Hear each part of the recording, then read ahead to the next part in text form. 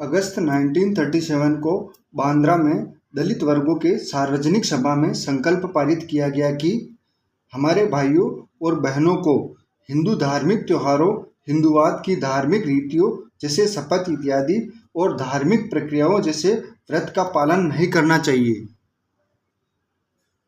Doctor Ambedkar ने अपने भाषण में कहा कि हमें ऐसे सभी धार्मिक त्योहारों और दिवस मनाने छोड़ देने चाहिए जो हम हिंदू धर्म के अनुसार मनाते रहे हैं। हमको इस बात पर विचार करना चाहिए कि क्या हिंदू धर्म के अनुसार किए जाने वाली रीतियाँ धर्म और नैतिकता के दृष्टिकोण से उचित है। कुछ रीतियाँ अत्यधिक अश्लीलता से पूर्ण हैं। उदाहरण के लिए अनेक व्यक्ति सोमवार को शंकर के नाम पर व्रत रखते हैं और अनेक प्रकार से भगवान शंकर की पिंड को पूजते हैं, लेकिन क्या किसी ने इस बात पर विचार किया है कि शंकर की पिंड है क्या?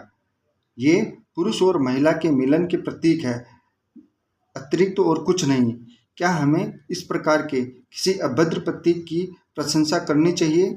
यदि पुरुष और महिला सड़कों पर कुत्तों के समान अभद्र व्यवहार में शामिल हो जाए तो क्या हमें उन्हें फूलों के साथ पूजना चाहिए अथवा जूतों के साथ?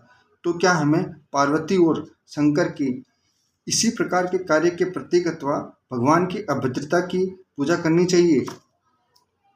दूसरी, डॉक्टर अंबेडकर ने आगे कहा, गणपति की कहानी कुछ इस प्रकार है कि एक बार पार्वती नग्न रूप से स्नान कर रही थी। उस समय शंकर कहीं और गए हुए थे। तब कोई उनके कार्य में व्यवधान न डाले, इसलिए पार्वती ने अपने शरीर के मेल को खुरचा और उसमें से गणपति यानी रक्षक का निर्माण किया। अब इस स्थिति में शरीर के मेल से बने इस देवता को क्या भगवान माना जाना चाहिए? भगवान तो साफ और पवित्र छवि वाला अवतार होना चाहिए, लेकिन हिंदू धर्म में, जैसा कि मैं अभी आपको बता रहा हूँ, भगवान बहुत विचित्र प्रकार के हैं। इसलिए मेरा ईमानदारी के साथ यह मानना है कि इसकी पूजा नहीं की जानी चाहिए। तीसरे, डॉक्टर अंबेडकर ने दत्तात्रेय की कहानी का संदर्भ लिया।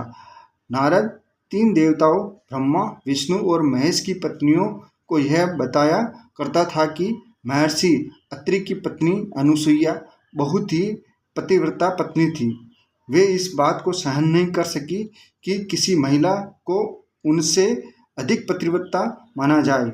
इसलिए इन तीनों पत्नियों ने अपने अपने पतियों से अनुसुईया के पतिव्रत्य को भंग करने के लिए कहा और तीनों नायकों ने अपनी अपनी पत्नियों की बात सुनी और ऐसा करने के लिए राजी हो गए। ये तीनों व्यक्ति अनुसुईया के घर गए, उसके पति को किसी बहाने कहीं और भेज दिया और अनुसुईया के साथ रहने लगे। इस स्थिति में उनसे एक पुत्र की जन्म दिया। चूँकि उस बच्चे के पिता को लेकर संदेह था, इसलिए उसके 3 सिर लगा दिए गए ताकि इन तीनों भगवानों पर बराबर जिम्मेदारी आए, और यही दत्तात्रेय का अवतार है। अपने भाषण की समाप्ति पर डॉक्टर अंबेडकर ने कहा, अपने लोगों का यह मानना है कि धर्मांतरण की लहर अब शांत हो चुकी है, लेकिन ऐसा नहीं है। धर्मांतरण तो होना ही है। अपने मस्तिष्क में इस बात को अच्छी तरह से बैठा लीजिए कि मैंने यह आंदोलन छोड़ा नहीं है।